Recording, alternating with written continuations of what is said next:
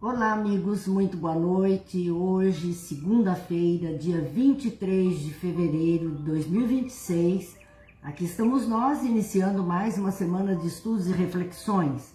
A obra de hoje, como em toda segunda-feira temos feito, é a obra de André Luiz. Estamos vendo o livro No Mundo Maior, no capítulo de número 6, que tem como título Amparo Fraternal.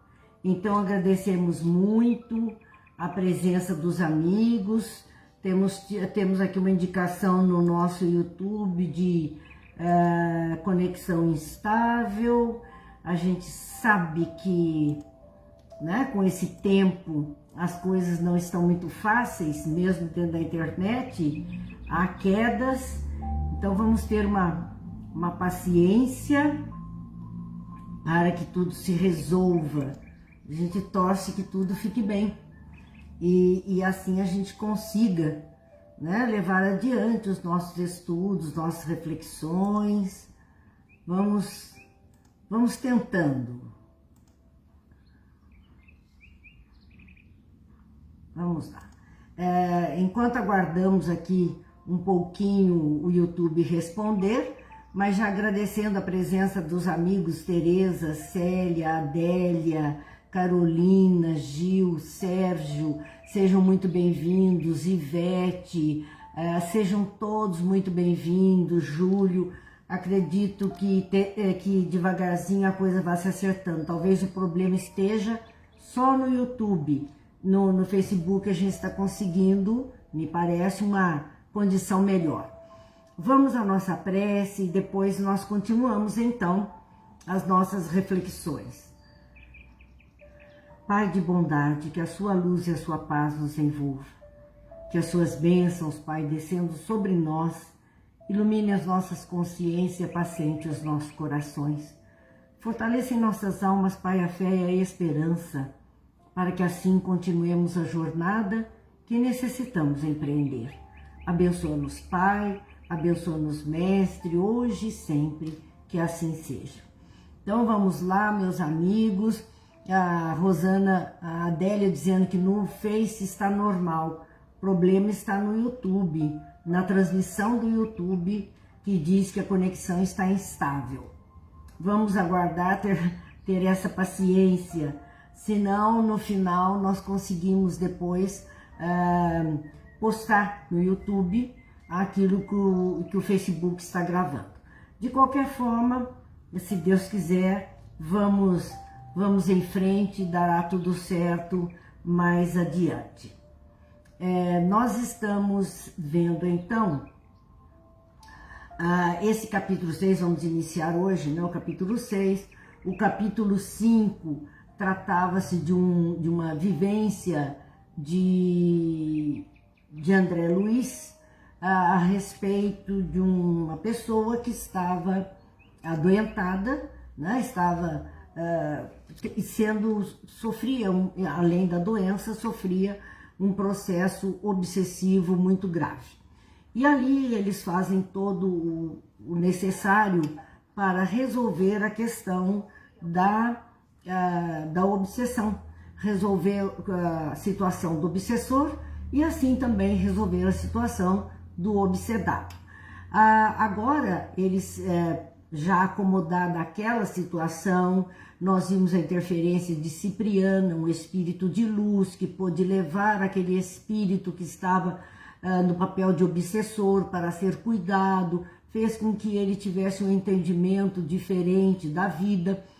Então, posto tudo isso, André Luiz e o seu orientador, eles vão para outra casa, outra residência, outro atendimento. Então, André Luiz e Calderaro se dirigem para um outro ambiente a fim de ajudar outra pessoa. E aí nós temos o nome do capítulo Amparo Fraterno. Então, vamos lá. O Gil é muito bem-humorado, dizendo que vale os nossos estudos se não pudermos exercitar a paciência.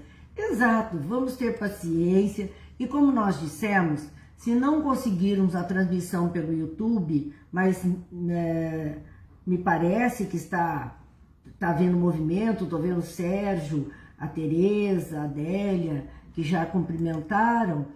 Se não conseguirmos, depois nós verificamos e postamos lá o vídeo que o Facebook aqui vai registrar.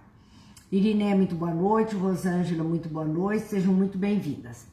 E nós vamos, então, ver esse capítulo, Amparo Fraternal.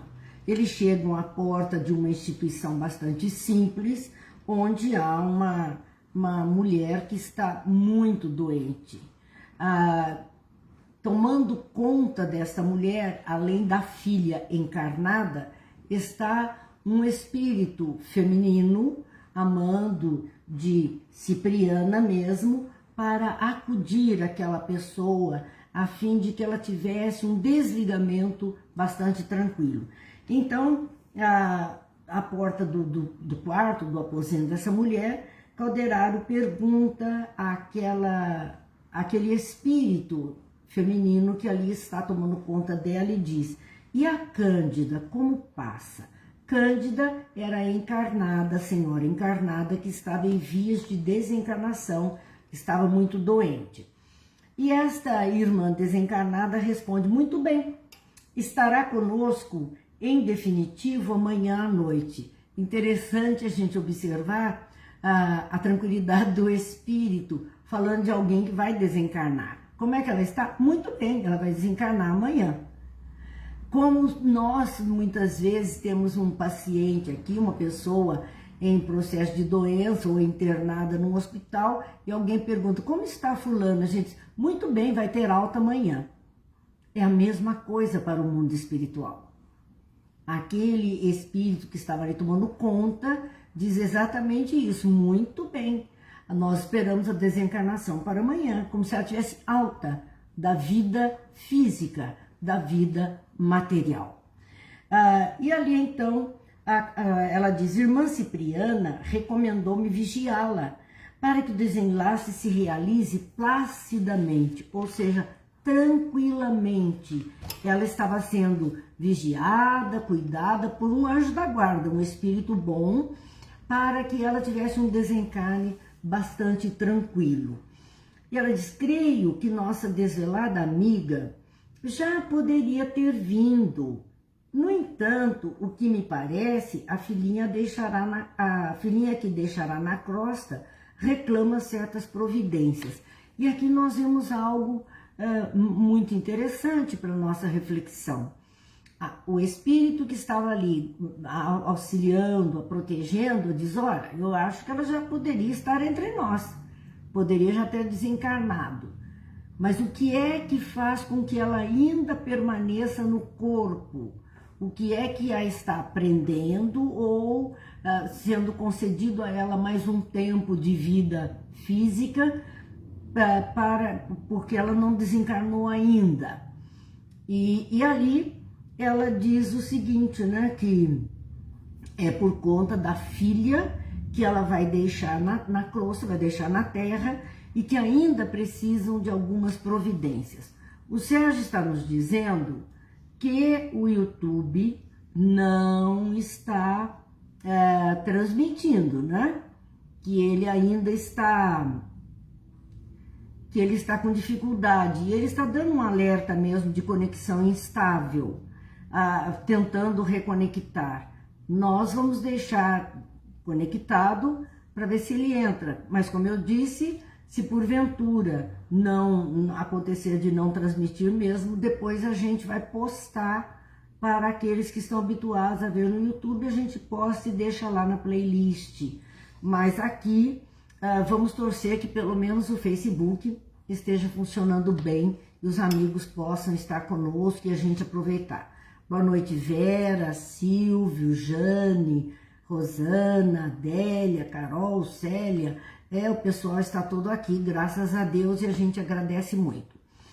Mas, continuando então nesta observação que ela está fazendo, o que prendia a pessoa. Então, muitas vezes, uma pessoa já deveria ter desencarnado e ela recebe uma moratória, seja de algumas horas, alguns minutos, alguns dias ou até anos, depende. porque há algo importante que ela precisa solucionar, que ela precisa dar encaminhamento.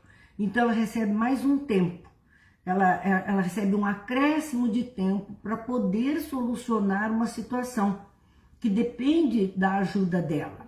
Então a generosidade divina permite isso, permite que a gente tenha essa possibilidade de um pouco mais de vida física para deixar as coisas mais organizadas, não no sentido material, mas no sentido das pessoas que estão conosco, que muitas vezes dependem da orientação, da ajuda, do encaminhamento, e que aquele um poderia colaborar definitivamente na vida do outro.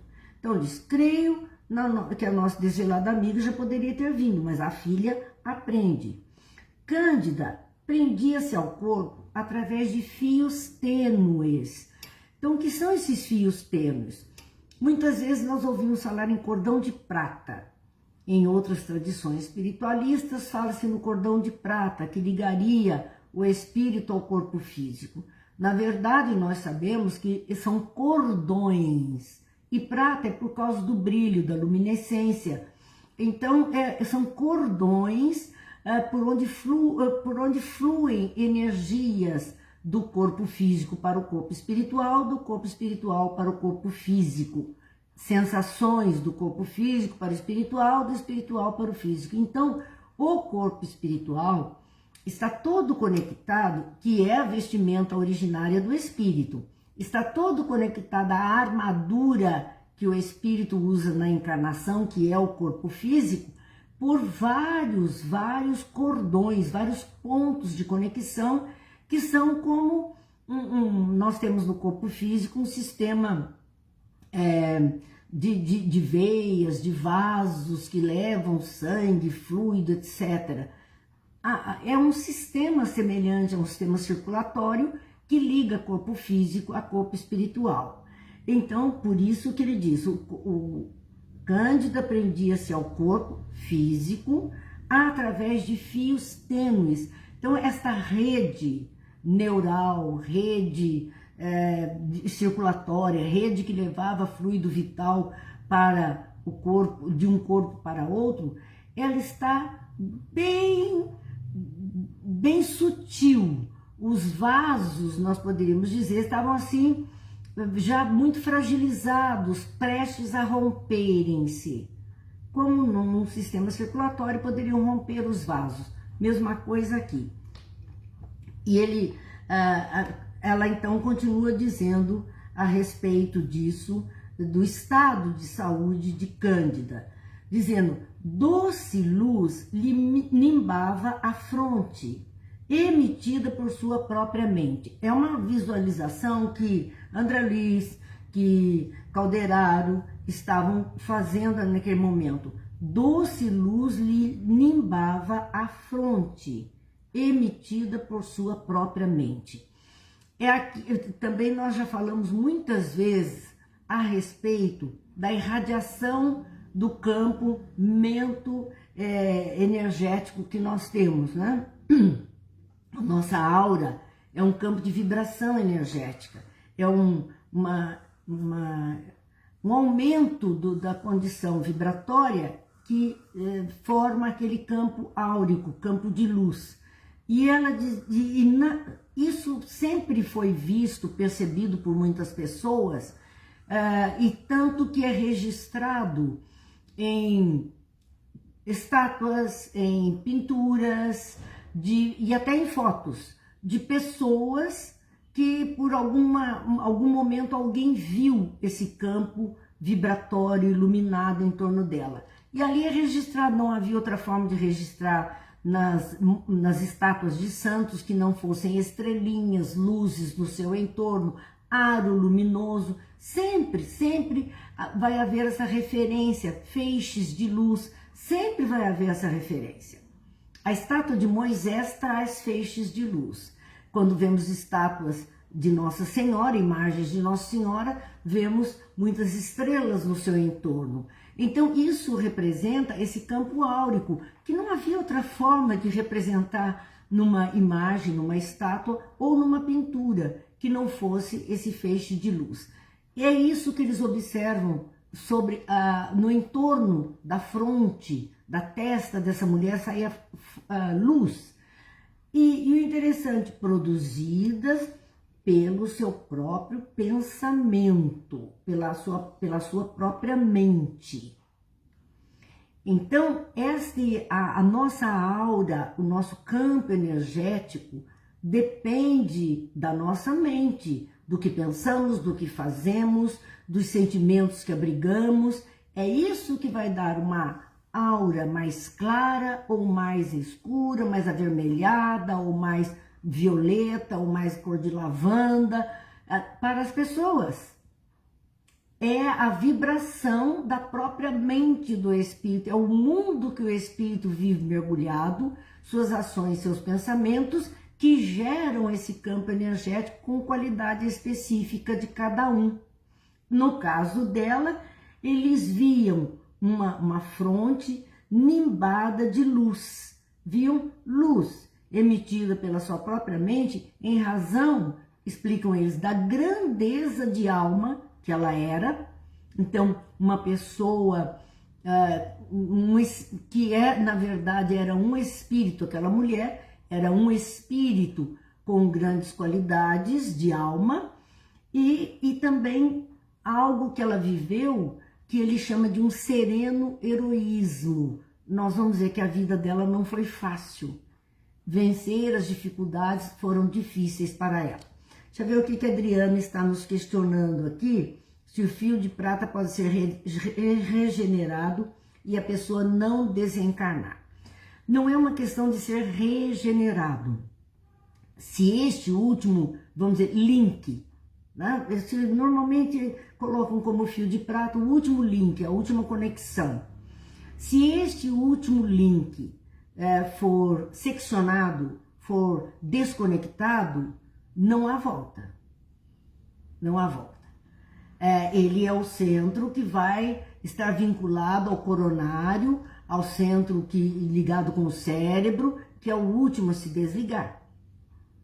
Então, não haverá volta. Enquanto ele tem conexão, é possível ainda manter a pessoa. É possível. Hoje nós temos uma situação de doentes terminais onde a medicina diz houve uma morte cerebral. Mas os outros órgãos estão funcionando? Se não há mais sinal nenhum de manifestação do cérebro daquela pessoa? Sim, estão funcionando. Ele está ligado em aparelhos. Há uma vida falsa, porque o espírito, ele está ali preso ainda por algumas energias, mas a morte cerebral diz ele não pode voltar. Ele não consegue voltar. Então, por isso, a morte cerebral é algo importante. Há uma desconexão e ele não conseguirá mais assumir a matéria. Por quê? Porque este centro, a questão cerebral, é a primeira conexão. O tronco cerebral é a primeira conexão do espírito com a matéria do corpo físico. E é a última que é desligada para que o espírito se liberte da matéria do corpo físico. Então, vamos lá. Seguindo aqui as reflexões a respeito. E, gente, esses capítulos todos das obras de André Luiz, nós estamos fazendo, eu gosto sempre de lembrar, de uma forma mais resumida, mais sintética, nos dá a chance de algumas reflexões que não estão exatamente nas páginas, que nós vamos fazendo ao longo do estudo, mas eu sempre aconselho, leiam o capítulo todo na obra. Tem diálogos interessantes, tem pontos interessantes, muitas vezes nós até pulamos algum ponto que para outra pessoa poderia ser bastante interessante. Então aproveitem, leiam e se for o caso, tragam aqui na contribuição que fazem toda noite. Tragam aqui aquele ponto que foi lido e que foi achado interessante, por acaso nós não pronunciamos nenhuma palavra sobre ele, está dentro da obra e nós podemos rever, voltar àquele ponto, não tem problema. Mas seguindo, então, nós vamos ver a razão. Como dissemos, ela emitia uma luz, uma aura brilhante, uma luz da sua fronte, que era resultado da sua própria mente, da maneira de ser desse espírito, da grandeza de alma que ela tinha e de um heroísmo muito grande e sereno que ela viveu na vida material. Junto dela estava a filha em lágrimas. Julieta era sua filha, uma jovem de aproximadamente 20 anos, que estava ali, ao lado da mãe, percebendo o estado de saúde difícil da mãe e que eram só as duas. Então a filha estava desesperada, porque o que seria dela sem a presença materna. Cândida então diz à filha naquele momento: Julieta, minha filha, tenha cuidado consigo. Aquelas recomendações de mãe, que mesmo no chamado leito de morte, está atenta e preocupada com os filhos. E ela vai desencarnar e vai continuar atenta e preocupada com os filhos. Porque não é a questão física que está unindo o espírito da mãe ao espírito dos filhos. Não, é a ligação maior, a ligação de amor que existe. Então está ali, claro, gente, que nós sabemos das horríveis exceções, infelizes exceções que a vida traz, nós sabemos. Mas na grande maioria, o quadro é esse. Diz ela, provavelmente não me levantarei. Ela tinha noção da fraqueza em que se encontrava, da morte que estava próxima. Receio deixá-la aos embates do mundo. Ela viu o mundo como algo perigoso para sua filha viver sozinha, sem ninguém, com tanta maldade. Ela tinha essa preocupação. E ela diz, meus filhos nos abandonaram. Aí nós vamos começar a entender a história dela. Cândida tinha ficado viúva, ela tinha outros filhos, homens, que na ânsia de sair pelo mundo ganhar dinheiro foram embora e abandonaram a mãe e a menina, a filha, e nunca mais voltaram. E as duas tiveram que lutar muito para viver. Então ela diz, meus filhos nos abandonaram, estamos sozinhas e precisamos pensar o que vai ser, como fazer, como é que você fica, do que você vai viver. Era essa a preocupação que ela tinha. Ela se sentia mais perturbada e mais aflita nesse momento. Notava-se que ela estava mais perturbada e mais aflita. Ela notava também que a filha estava mais perturbada e mais aflita. Havia entre elas esse estado de aflição com a própria vida física. E ali ela questiona a filha nesse instante a respeito dessa aflição que ela estava trazendo. Ela diz, tenho a impressão que o dinheiro não dá para as nossas despesas. Ela estava na cama preocupada como a filha ia pagar tratamento médico, remédio, como elas iam ter verba para tudo isso. Então ela diz que ela tinha a impressão que o dinheiro não dava para as despesas. O que estará acontecendo? Como nós vamos resolver essa situação? O que estará acontecendo enquanto eu estou aqui acamada? E a filha ali também impedida de trabalhar, ela trabalhava com costura e estava impedida de trabalhar. E ali rogo ao Senhor que não nos abandone. Temo que seu destino se desvie do caminho reto por minha causa. Olha qual era a preocupação dela. Ela pedia que Deus não as abandonasse na situação difícil em que se encontravam. E ela tinha medo que a mocinha se desviasse do caminho reto para ganhar dinheiro de outra forma, porque elas tinham que viver, elas tinham que sobreviver. Então ela tinha um medo que a mocinha não conseguisse mesmo dar conta. Nós vamos até encerrar aquela transmissão do YouTube, porque ela não entrou mesmo. Então, mais tarde a gente posta lá o encontro de hoje. Mas aqui, então, continuando, a Julieta, que é a filha, diz: não se preocupe, mamãe, temos o necessário, estou trabalhando. Mas a costura rende tão pouco, dizia a mãe a ela. Elas costuravam por pessoas do bairro, não era costura para gente importante, não tinha como ganhar uma grande quantidade.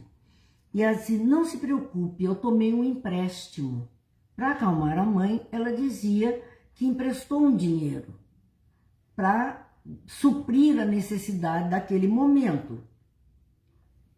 E ela vai continuar dizendo: dentro de algum tempo, tudo retornará ao normal.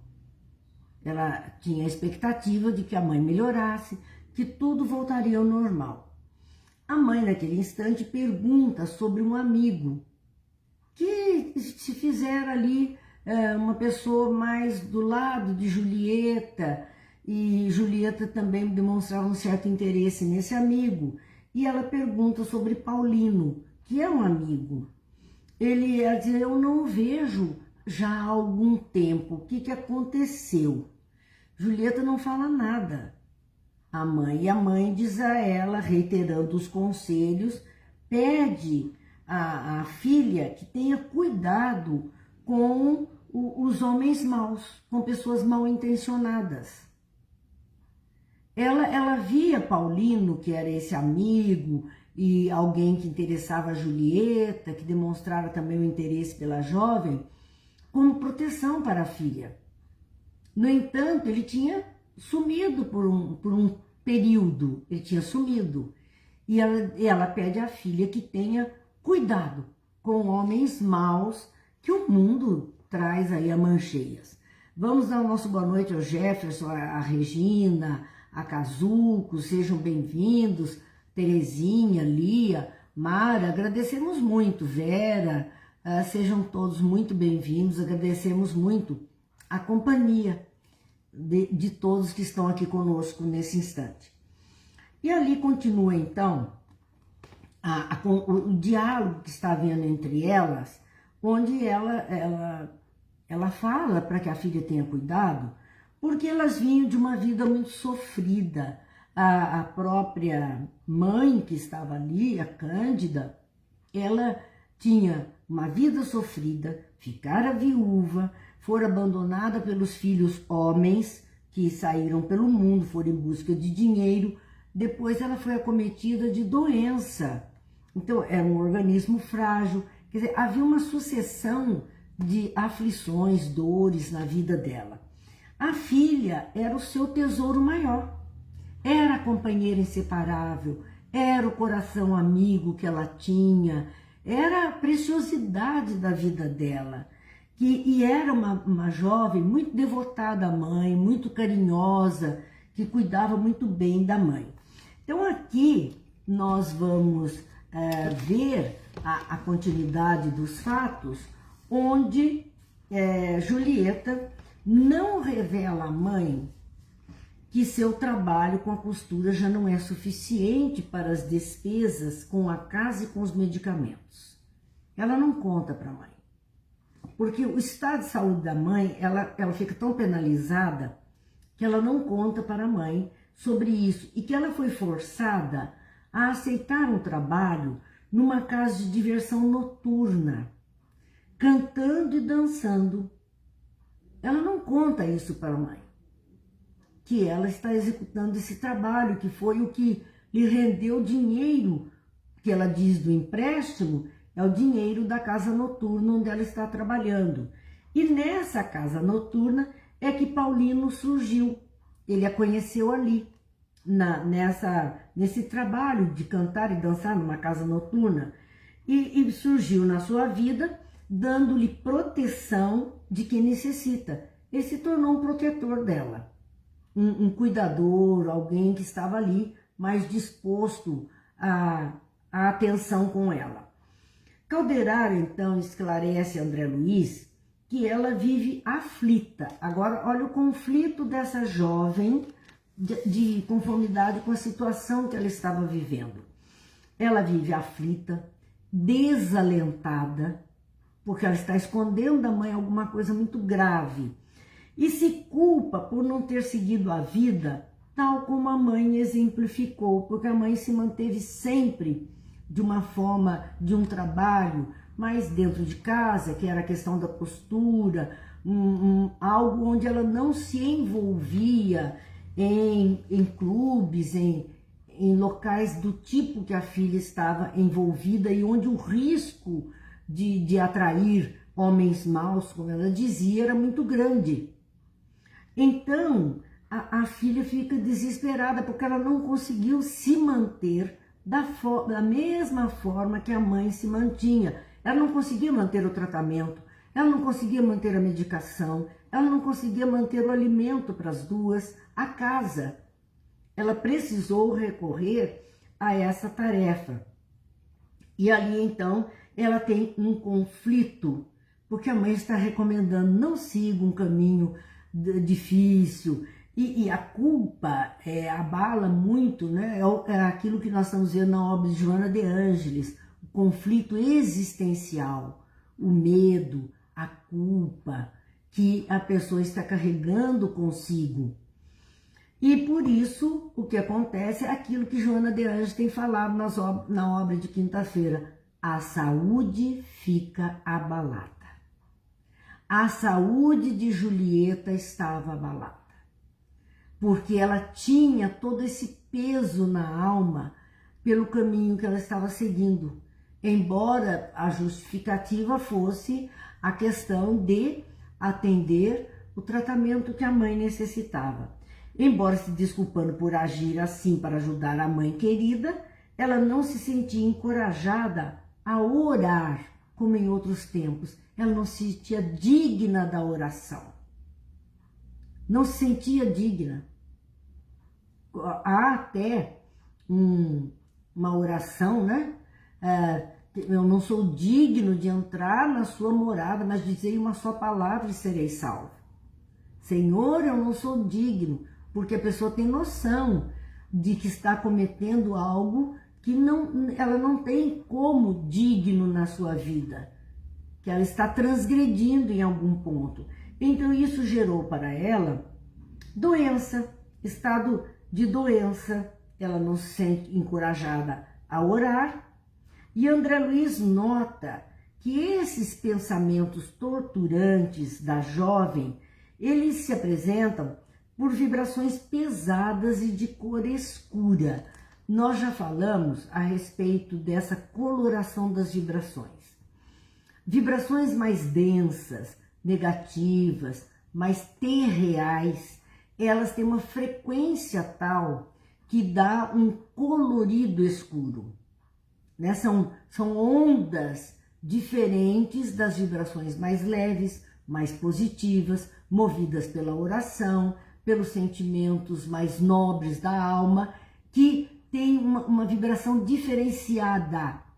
São ondas energéticas com vibrações diferenciadas e que dão uma luz de coloração clara. Então, as vibrações luminosas produzem colorações diferentes, geram colorações diferentes. A mãe estava com uma coloração que era toda luz, prateada, porque sua mente íntegra, vibrando a oração, vibrando bem, uma vida de entrega que ela teve, lhe dava essas qualidades.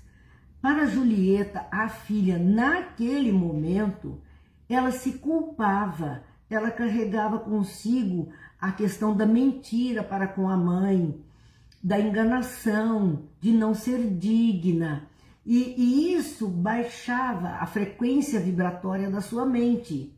Num campo mais depressivo, num campo mais angustioso, e gera uma qualidade de luz, uma tonalidade mais escurecida, mais embaçada, mais escurecida, até tons mais avermelhados ou mais escuros são projetados pela mente nessa frequência vibratória.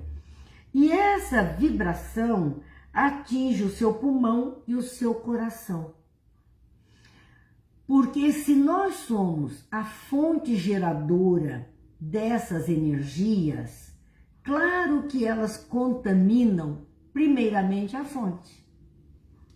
Então aqui, o Gil dizendo, os cuidados com as culpas, porque elas podem gerar doenças. Sim, a fonte que gera, então, esses pensamentos mais complicados, densidades outras, frequências vibratórias mais baixas, vão ser bombardeados, estão produzindo. Nós emitimos, como fonte geradora, nós emitimos um tanto da nossa energia para o mundo externo, mas um tanto da energia é que sustenta o mundo interno. E se é uma energia ruim, se é uma energia pesada, se é uma energia com vibração tão densa, ela vai prejudicar o funcionamento de alguns dos nossos órgãos do corpo físico. Ela vai bombardear órgãos do corpo físico, gerando doenças no corpo físico. E era o que acontecia com Julieta, que já estava com pulmões e coração atingidos por essa energia. E se esvai, essas energias que atingem seu pulmão e coração, se esvai pela corrente sanguínea, causando-lhe sérios distúrbios orgânicos, caracterizando-se por encefalite letárgica. Então agora já havia um processo de doença do encéfalo, a questão do pensamento, do cérebro, a perturbação. Então já há uma queda na condição de pensar da pessoa. Tudo gerado por esse sentimento de culpa, por essa noção de fazer o indevido.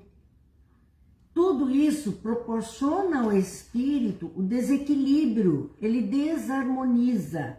Então havia essa condição.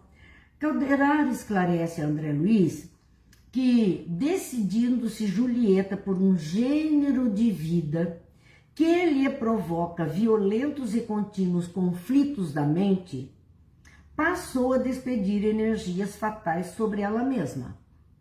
É autocondenação, autopunição. Deus não castiga, nós nos castigamos.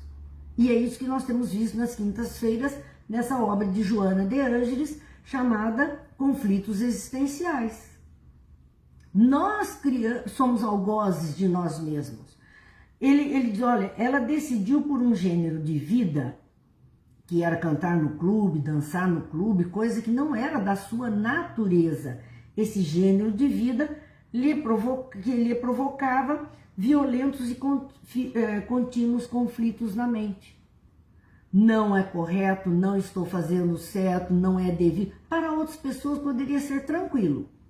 Mas para ela, que teve uma formação mais religiosa, né? Uma formação de muito zelo da mãe, muito cuidado, com outro viés, um ambiente de vibração, de prece, envolver-se num ambiente desse era demais para ela.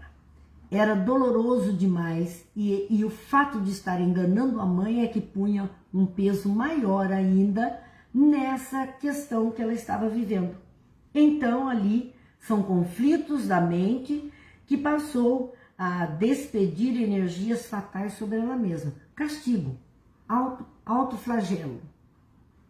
Esses conflitos passam a gerar vibrações ruins sobre a própria pessoa, porque ela é a fonte dos conflitos. Sua mente desceu ao porão dos impulsos instintivos com extrema dificuldade para subir ao andar das noções superiores. Então vamos lembrar a casa mental que André Luiz explicou de uma forma didática para a gente entender. Há o nosso porão do inconsciente profundo, onde estão nossos instintos mais primitivos, onde estão guardadas nossas experiências mais animalizadas, de vidas mais selvagens que tivemos, de experiências mais carnais que tivemos. Isso tudo está no nosso inconsciente profundo. Temos o consciente, que é hoje o andar primeiro da casa, onde, porque esse é o porão, né? O inconsciente profundo seria o nosso porão. Nós temos o andar principal da casa, que é o nosso consciente, onde as coisas do mundo, da vida atual estão sendo colocadas, onde nós priorizamos determinadas situações, organizamos as coisas dentro daquele andar, de modo que possamos circular tranquilamente, com gosto por aquilo que estamos vivendo. E existe o sótão, o andar de cima, onde está o superconsciente, que é a conexão com pensamentos superiores, espiritualidade, Deus, orações. Então, basicamente, nós temos esses 3 andares compondo a nossa casa mental. Mas percebam, nós circulamos pelos 3 andares. Nós, muitas vezes, não nos fixamos em nenhum deles, até porque nos fixarmos ao andar superior, a espiritualidade, a Deus, a conexão unicamente, é deixar de viver o nível inferior, que é o nível do consciente, que é a nossa vida atual. Nós não podemos mergulhar lá na parte superior e esquecer os outros andares. Mergulhar no nível do sótão, no nível do porão, onde estão todas as nossas experiências anteriores, é também deixar de viver o presente mergulhado nesse passado, trazendo à tona sentimentos mais grosseiros. Também não é o ideal. O ideal é que estejamos no nível do consciente, das escolhas mais adequadas a nós mesmos, cada um pelo seu livre-arbítrio fará essas escolhas, e ora vamos ao sótão, ora vamos ao porão. Só que ela foi levada a esse porão dos impulsos instintivos pelo ambiente que ela estava frequentando, com extrema dificuldade para subir ao andar das noções superiores. Ela conseguia ir deste porão dos instintos à vida junto da mãe, que era o nível do consciente. Mas ela estava com extrema dificuldade para entrar em prece, em pensamentos mais puros, mais sublimes. Ela estava com dificuldade, porque, claro, aquilo que já foi vivido por nós, que são as forças da alma, das experiências anteriores, aquilo que foi vivido por nós é forte em nós. São forças fortes que estão em nós. Aquilo que ainda que estamos vivendo hoje são forças mais fracas diante do muito que já experimentamos.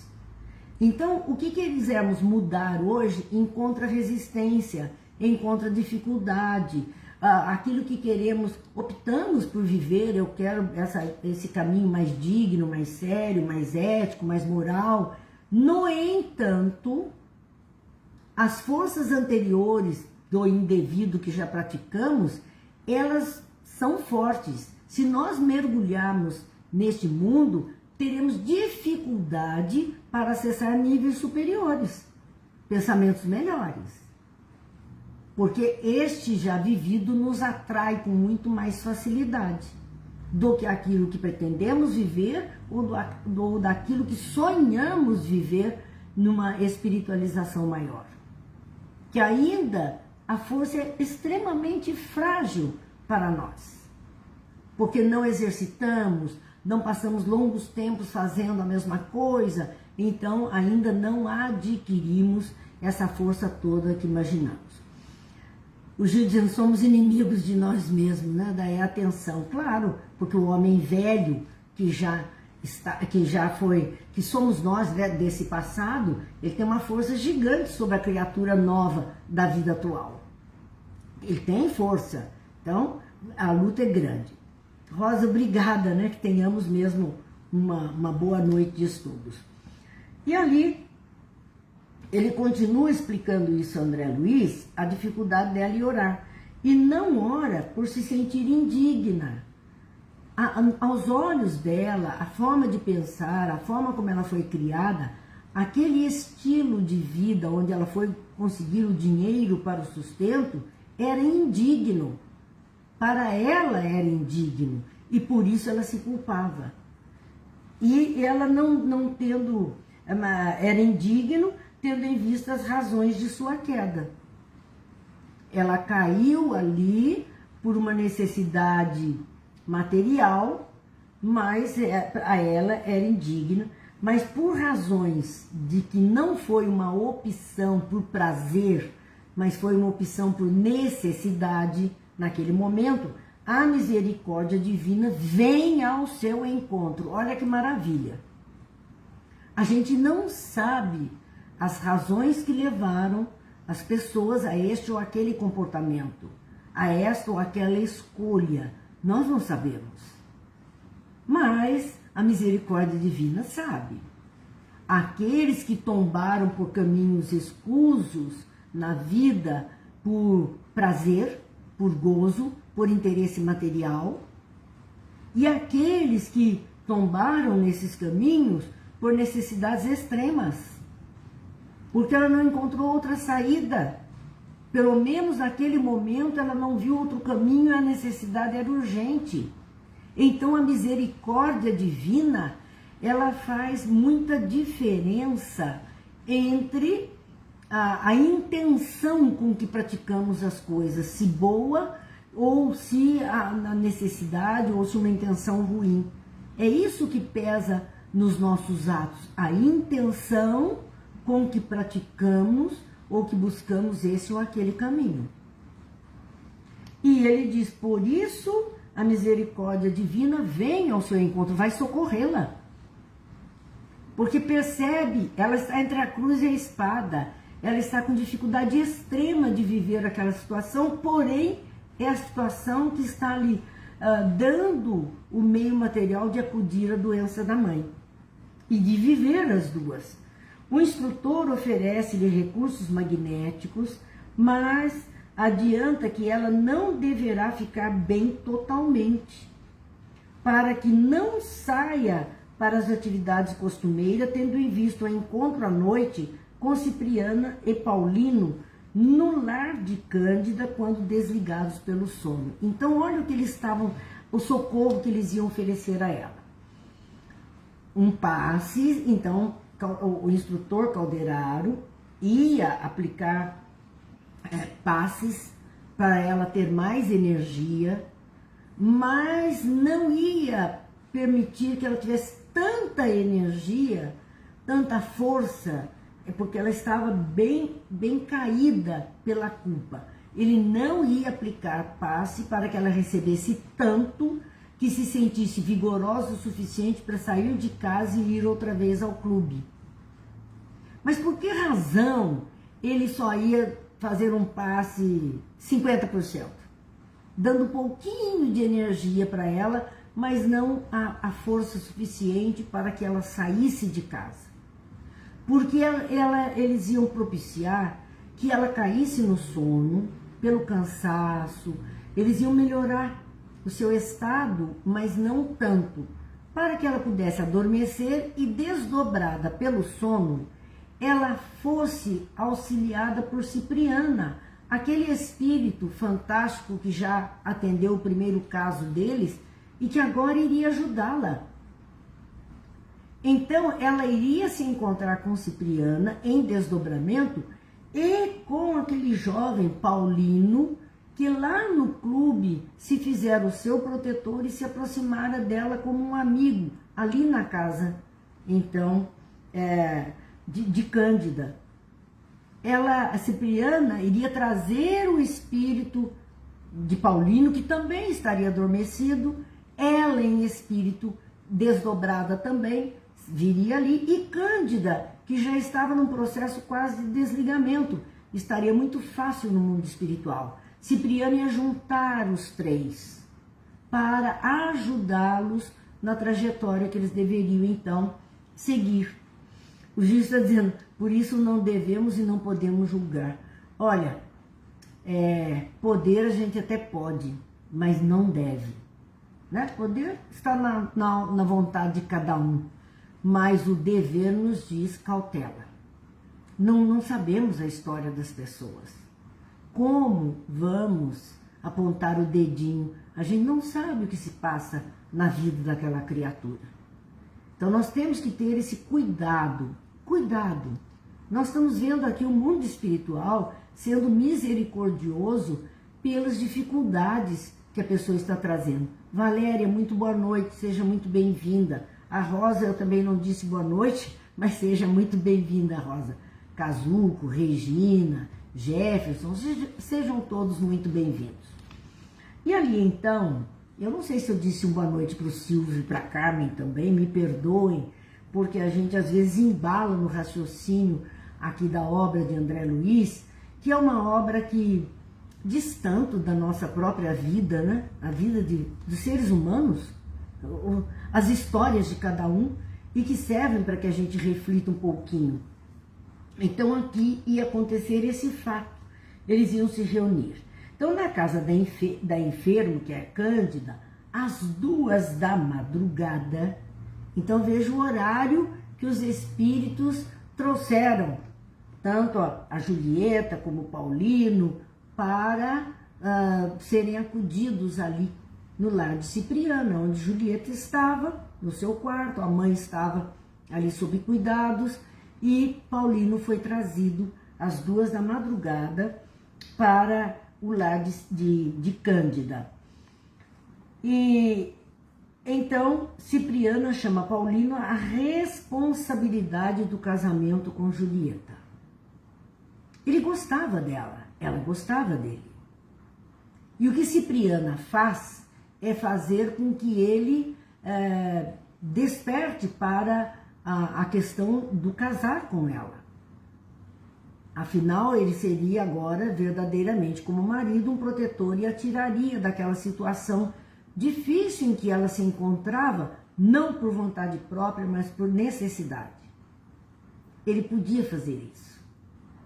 Então, ela chama Paulino a responsabilidade do casamento com Julieta, a mentora espiritual. Não foi a mãe pedindo a ele, não foi Cândida, não foi Julieta.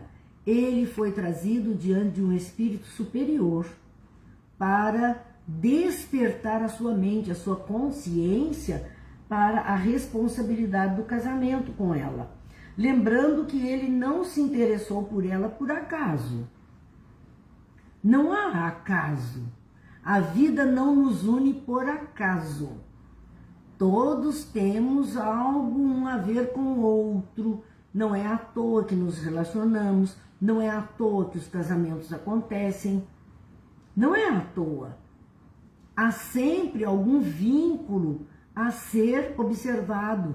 Nós é que não temos a consciência deles, não conseguimos visualizar esse passado muitas vezes. E aqui no caso, a instrutora Cipriana, ela fala que não era por acaso que ele se interessou por ela, havia alguma razão para isso. Lá no clube ele se interessou por ela, mas não era por acaso. Laços de outras vidas os uniam. Em outras vidas eles já tiveram laços afetivos. Agora foi uma questão de reencontro da vida atual. Ele tenta se justificar, julgando-a pela forma como a conheceu. Ah, mas como eu vou me casar com uma mulher que canta e dança num clube noturno? Mas foi assim que ele a conheceu, no clube noturno onde ele foi. Só que esse conheceu não é para ele o conheceu, tanto que ele se apaixona. É um reconheceu. Já tiveram experiências anteriores. Edilze, muito boa noite. Marilda, muito boa noite. Então ele quer se justificar. Não, eu não preciso me casar com ela. Ela é uma cantora, uma dançarina do clube. Eu não preciso. Mas aqui é advertido que analise a vida que leva e conclua se tem o direito de reprová-la. Analise a vida dela com a mãe. Analise até ali como ela viveu. E diga se mediante isso que ela está agora fazendo, que foi quando ele a conheceu, se ela merecia reprovação. Ponha-se no lugar dela. E veja se ela merecia reprovação. Ela não tinha abandonado a profissão de costureira, que foi o que ela fez a vida inteira. Mas como a mãe disse, isso só não seria suficiente para sustentar a necessidade daquele momento. Uma necessidade de doença, uma necessidade de medicação, de atendimento médico. Como? Então, o que é que a mentora pede? Analise o fato e veja se ela merece reprovação. Segue ele, então, prometendo que vai fazer o que a mentora pede. Vai casar com ela. Às 8 horas da manhã, o médico anuncia a morte próxima de Cândida. Está chegando ao fim. A filha se apresenta em companhia de Paulino, porque ele veio. Ele acordou com aquela ideia na cabeça, que foi vivida durante a noite no momento de sono, e agora ele veio visitá-la e ele está visivelmente comovido diante da situação das duas. Os dois se ajoelham ao lado de Cândida, a senhora que está prestes a desencarnar, e diante das preocupações dela com relação à filha, porque ela está lúcida, ela está prestes a desencarnar, mas ela está lúcida, preocupada com a filha, o jovem Paulino a tranquiliza e assegura que eles vão casar o mais depressa possível. Que ela fique tranquila, que ele vai protegê-la, ele vai se casar o mais depressa possível com ela. Cândida, amparada por Cipriana, a mentora espiritual, une as mãos dos jovens num gesto simbólico e poucos minutos depois fecha os olhos para sempre, ficando demonstrado o valor da inserção espiritual em nossas vidas. Às vezes nós nem percebemos a ajuda que estamos recebendo do mundo espiritual, mas ele está sempre atento. E aqueles que pautam a vida pelo bem terão sempre esse amparo, essa intercessão para livrá-los do mal. Então, minha gente, aí está o capítulo 6, é belíssimo. Como dissemos, procuremos ler na obra, que há bastante detalhes, mas aqui nós temos feito com um tantinho mais reduzido, para que a gente tenha uma noção, mas os detalhes estão na obra, no Mundo Maior, capítulo 6, da intercessão espiritual. Vamos à nossa prece que encerra os nossos estudos das segundas-feiras. Deus, nosso Pai, que sois todo poder e bondade, dai força àqueles que passam pela provação. Dai luz àquele que procura a verdade, ponde no coração do homem a compaixão e a caridade. Deus, dai ao viajor a estrela guia, ao aflito a consolação, ao doente o repouso. Pai, dai ao culpado o arrependimento, ao espírito a verdade, à criança o guia, ao órfão o pai. Senhor, que vossa bondade se estenda sobre tudo o que criastes. Piedade, Senhor, para aqueles que não vos conhecem, e esperança para aqueles que sofrem. Que a vossa bondade permita aos Espíritos Consoladores derramarem por toda a parte a paz, a esperança e a fé. Deus, um raio, uma faísca do vosso amor pode abrasar a terra. Deixa-nos beber na fonte desta bondade fecunda e infinita, e todas as lágrimas secarão, todas as dores se acalmarão. Um só coração, Um só pensamento subirá até vós, como um grito de reconhecimento e de amor. Como Moisés sobre a montanha, nós vos esperamos com os braços abertos. Ó poder, ó bondade, ó beleza, ó perfeição, e queremos de alguma sorte merecer a vossa misericórdia. Deus, dá-nos a força de ajudar o progresso, a fim de subirmos até vós. Dá-nos a caridade pura, dá-nos a fé e a razão, dá-nos a simplicidade, que fará de nossas almas o espelho onde há de se refletir a vossa divina imagem. Que Deus nos abençoe, Jesus nos ilumine, que a paz esteja com todos, que a luz se faça em nossas consciências, mas especialmente continuamos pedindo a Deus que ilumine as consciências daqueles que estão no governo dos povos no mundo. Que os governantes do mundo tenham a mente iluminada, um despertar de consciência para a responsabilidade que têm em suas mãos ao dirigirem as nações, a fim de que haja paz, haja harmonia entre todos. Até amanhã, meus amigos. Muito obrigada pela companhia. Uma boa semana a todos.